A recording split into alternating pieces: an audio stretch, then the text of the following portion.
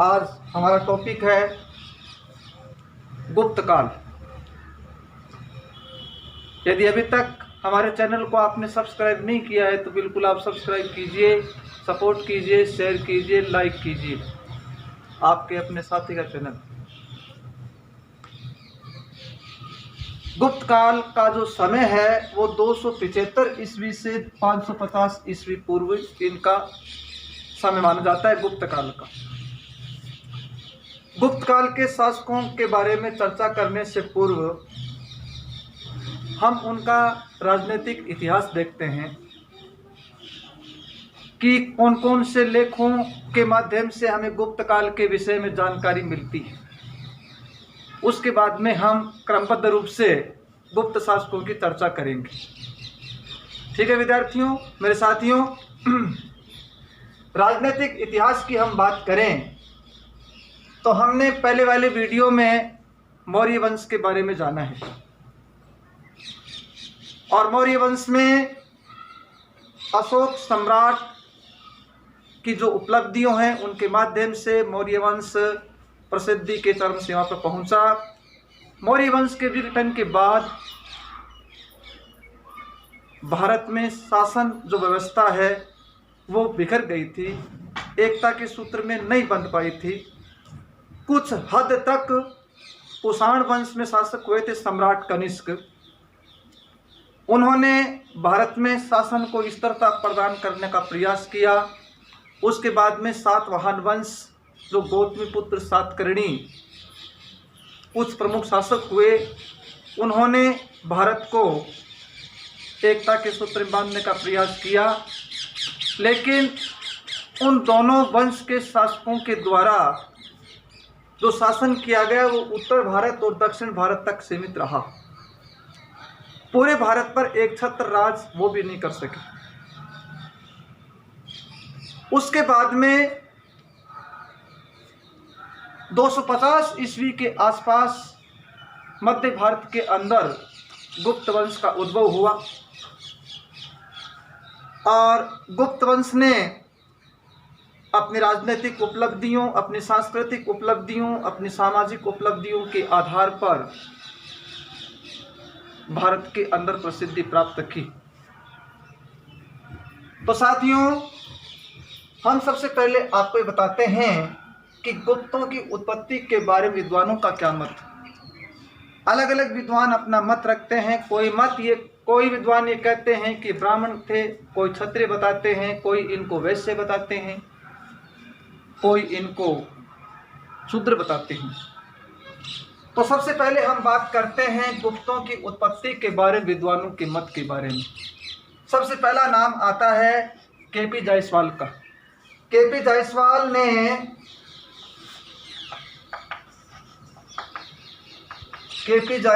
ने जो प्रसिद्ध विद्वान थे उनका मत है कि ये शूद्र थे।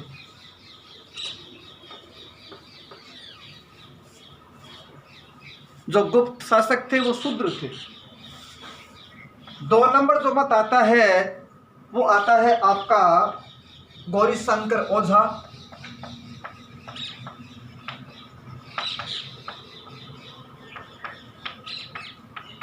रमेश चंद्र मजुमदार,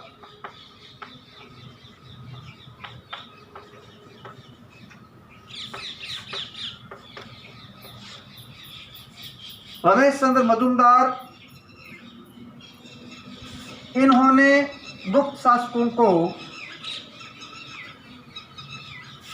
वैश्य कहा।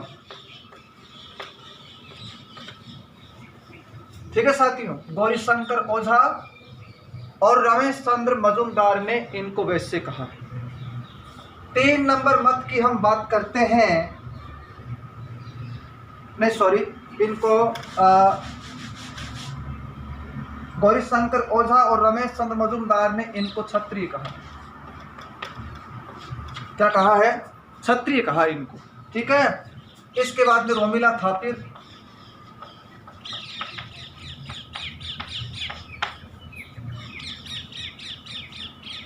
एलना आदि ने इनको वैश्य कहा है। और हेमचंद्र राय चौधरी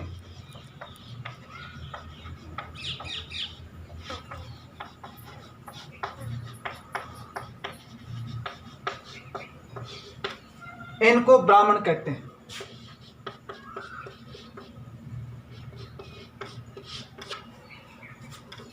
ये विभिन्न विद्वानों के मत है गुप्तों की उत्पत्ति के बारे में कि इनकी उत्पत्ति इनसे हुई है। ये अलग अलग विद्वानों का मत है।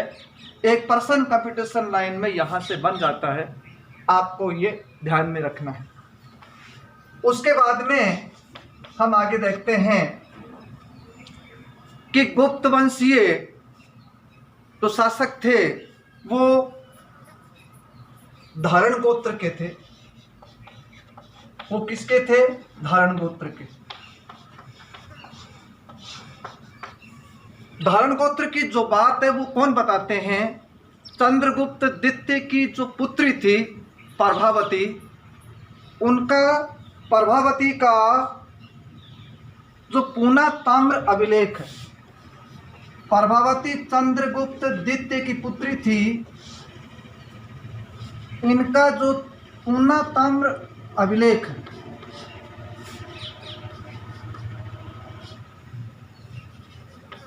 इससे इस बात का उल्लेख मिलता है कि जो गुप्त वंशीय शासक थे वो धारण गोत्र के थे। ठीक है, प्रभावती के बारे में ध्यान रखना, चंद्रगुप्त द्वितीय की पुत्री थी। इसके बाद में आगे चलते हैं कि गुप्त वंशों में जो गुप्त वंशावली का हमें परिचय मिलता है वो परिचय किनसे मिलता है? इसमें आपको तीन चीज ध्यान रखनी है। समुद्रगुप्त, समुद्रगुप्त का प्रयाग प्रशस्ति अभिलेख, प्रयाग या इलाहाबाद प्रशस्ति एक ही बात है, इलाहाबाद प्रशस्ति अभिलेख।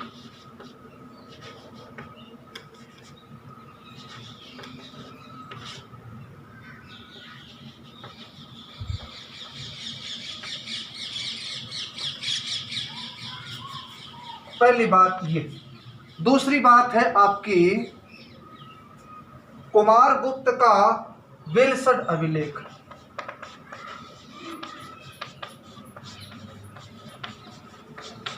विल्सड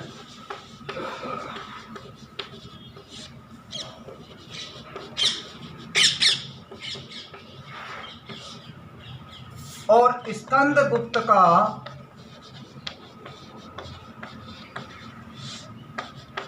स्कंदगुप्त का है भीतरी स्तंभ लेख।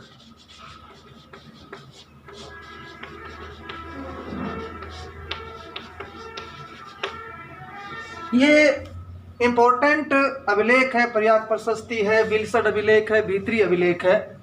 इनसे गुप्त वंशावली के बारे में हमें क्रमबद्ध रूप से जानकारी प्राप्त होती है। साथियों, ये भी वेरी इंपॉर्टेंट रहते हैं कंपटीशन लाइन के लिए और एग्जाम के लिए। इसके बाद में हम इन अभिलेखों से एक निष्कर्ष निकलता है। इन अभिलेखों में एक चर्चा की गई है कि इनका जो आदि पुरुष है, गुप्त वंश का आदि पुरुष है, गुप्त वंश का जो आदि पुरुष है वो श्रीगुप्त को माना गया है। आदि पुरुष किसको माना गया? श्रीगुप्त। श्रीगुप्त सबसे पहले शासक हुए थे 250 ईस्वी के अंदर श्रीगुप्त ने शासन शुरू किया था। उसके बाद में घटोत्कच हुए और घटोत्कच के बाद में उनका पुत्र चंद्रगुप्त प्रथम, चंद्रगुप्त प्रथम से वास्तविक संस्थापक मान जाते हैं चंद्रगुप्त प्रथम गुप्त वंश के, जिन्होंने महाराजा धीराज की उपाधि प्राप्त की थी। तो उसी से हमें सही क्रम से शासन व्यवस्था के बारे में जानकारी मिलती है। लेकिन जब आदि पुरुष की बात की जाएगी गुप्त वंश की, तो आदि पुरुष है वो श्रीगुप्त को माना जाता है। आगे देखिए, देखो साथियों, आगे चलते हैं। सबसे पहले इस वंश का सबसे प्रतापी शासक, इस वंश का वास्तविक शासक 319 ईस्वी में चंद्रगुप्त प्रथम ने बागडोर संभाली। ये इस वंश के वास्तविक संस्थापक माने जाते हैं। नंबर 1 बात, ठीक है। चंद्रगुप्त प्रथम का जो विवाह है वो लिच्छवी वंश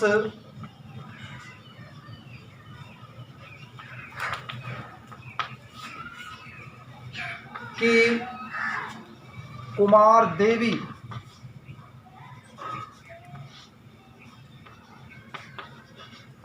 लिच्छवी वंश की कुमार देवी से इनका विवाह हुआ था, ठीक है। एक बात तो आपको ध्यान रखनी है। दूसरी बात इसमें क्या ध्यान रखनी है कि ये पहले शासक थे गुप्त वंश में जिन्होंने महाराजा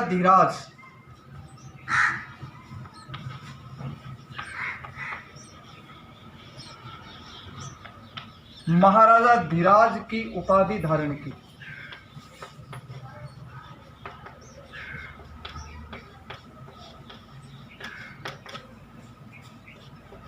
ये आपको ध्यान रखना है, ठीक है। इसके बाद में 319 ईस्वी में, ये इंपॉर्टेंट चीज है, 319-20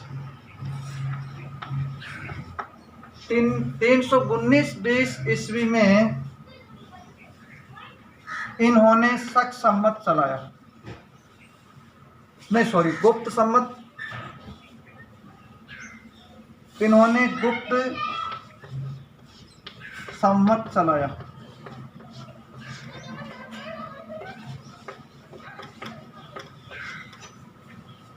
तीन 319-20 ईस्वी में इन्होंने गुप्त सम्मत चलाया था चंद्रगुप्त प्रथम ने। ये हम चंद्रगुप्त प्रथम के बारे में हमें जाना है। और एक बात ध्यान रखना, इनके जो पिता थे घटोत्कच,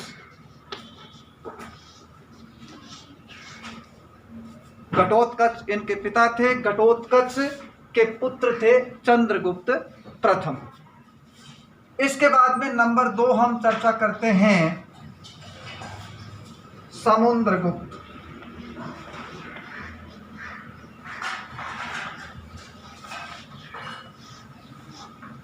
समुद्रगुप्त का शासनकाल 335 ईस्वी से 380 ईस्वी, ये इनका शासनकाल माना जाता है समुद्रगुप्त। तो चंद्रगुप्त के उत्तराधिकारी के रूप में, चंद्रगुप्त प्रथम के उत्तराधिकारी के रूप में समुद्रगुप्त ने शासन संभाला। और इनका जो आदर्श था, समुद्रगुप्त साम्राज्यवादी नीति के व्यक्ति थे और वो अपने साम्राज्य का विस्तार करने के इच्छुक थे। तो इनका जो आदर्श था वो दिग्विजय,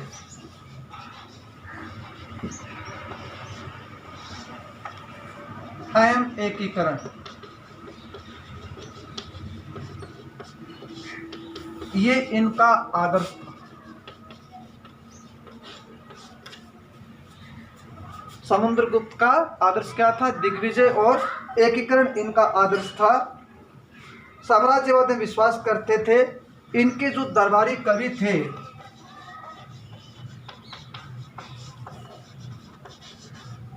हरिसेन,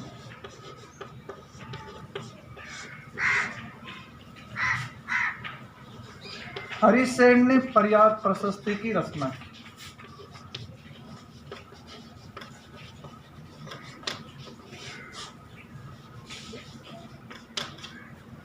इनके दरबारी कवि हरिसेन ने पर्याप्त प्रशस्ति की रचना की जिसमें इनकी राजनीतिक उपलब्धियों का वर्णन किया गया है हरिसेन के द्वारा, जिसे इलाहाबाद प्रशस्ति भी हम कहते हैं। इनका जो साम्राज्य है ये पूरे भारत के अंदर स्थापित हो गया था। समुद्रगुप्त ऐसे पहले शासक हुए जिन्होंने पूरे भारत पर अपना राज स्थापित किया, उत्तर से लेकर दक्षिण तक, पूर्व से लेकर पश्चिम तक। इनका जो राज्य था पूर्वी हिमालय, उत्तरी मैदान, दक्षिण भारत, ठीक है, विंध्याचल पर्वत श्रेणियों तक इनका राज्य फैला हुआ था समुद्रगुप्त का। इसके बाद हम बात करते हैं कि ये संगीत प्रेमी थे।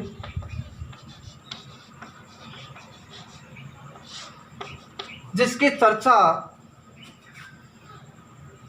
समुद्रगुप्त के जो सिक्के हैं, इनके सिक्कों पर वीणा बजाते हुए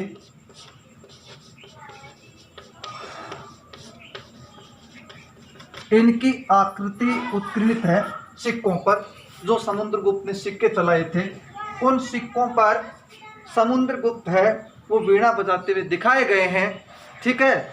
जिससे ये निष्कर्ष निकलता है कि जो समुद्रगुप्त थे वो संगीत प्रेमी थे। समुद्रगुप्त है वो विभिन्न कलाओं में निपुण थे। इनके दरबार में अलग अलग धर्मों के विद्वान रहते थे और वे सभी धर्मों का समान रूप से आदर करते थे समुद्रगुप्त, ठीक है। समुद्रगुप्त के बारे में हम चर्चा कर रहे थे साथियों।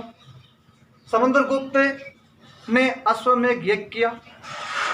उनके मुद्राओं पर अश्वमेध पराक्रम लिखा हुआ है, ठीक है। समुद्रगुप्त विभिन्न कलाओं के अंदर निपुण थे। समुद्रगुप्त वैदिक धर्म को मानते थे, ठीक है। और समुद्रगुप्त है वो विष्णु के उपासक थे, लेकिन विष्णु के उपासक होते हुए भी वो धर्म सहिष्णु थे। उन्होंने सभी धर्मों का समान रूप से आदर किया। ये समुद्रगुप्त के बारे में हमने जाना, ठीक है। आगे देखिए साथियों, गुप्त शासकों की चर्चा जारी रहेगी।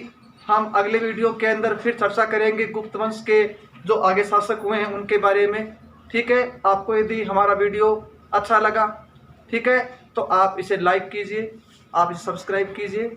जय हिंद, जय भारत, जय माँ।